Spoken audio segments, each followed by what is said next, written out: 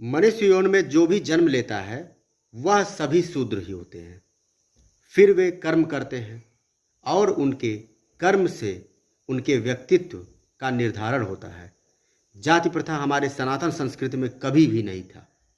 जन्मते शूद्रः कर्मणे ब्राह्मणः, अर्थात प्रत्येक व्यक्ति जन्म के समय शूद्र ही रहता है। शूद्र से तात्पर्य उसके पास कोई भी कला नहीं है, उसका दिमाग कम कार्य कर रहा है। धीरे धीरे समाज में रहते रहते उसके दिमाग का विकास होता है और वह समाज के नियम कानून को समझने लगता है और अब उसके बुद्धि का विकास हो जाता है। शारीरिक और मानसिक स्थिति का अधिकतम विकास ब्राह्मण की श्रेणी में आता है और अधिकांश लोगों के प्रश्नों का समाधान करने लगता है और वह शिक्षक कहलाता है। अर्थात वर्तमान समय में शिक्षा से जुड़े हुए सभी व्यक्ति ब्राह्मण हैं।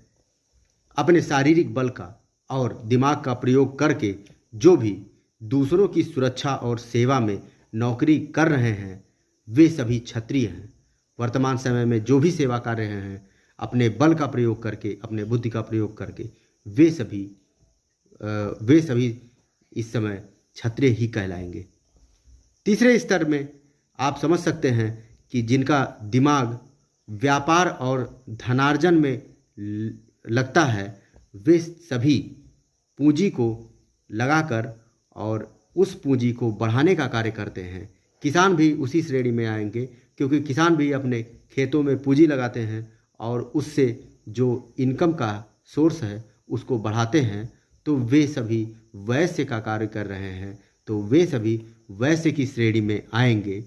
और जो चतुर्थ स्तर है वे जो सभी गुणों से हीन हैं वे स्वयं को शूद्र समझ सकते हैं क्योंकि जन्म से वे सभी व्यक्ति शूद्र ही होते हैं। तो उनके गुणों का विकास नहीं हो पाया किन्हीं कारणवश या कोई कार्य नहीं कर सकते हैं, अक्षम है, तो उनको शूद्र माना जा सकता है। शूद्र से तात्पर्य अछूत नहीं होता। शूद्र का मतलब छुआछूत से बिल्कुल नहीं है। छुआछूत का कारण अलग था, उस पर भी वीडियो बनाया जाएगा और आपको बाद में बताया जाएगा कि शूद्र कौन थे, शूद्र का कंसेप्ट क्या है।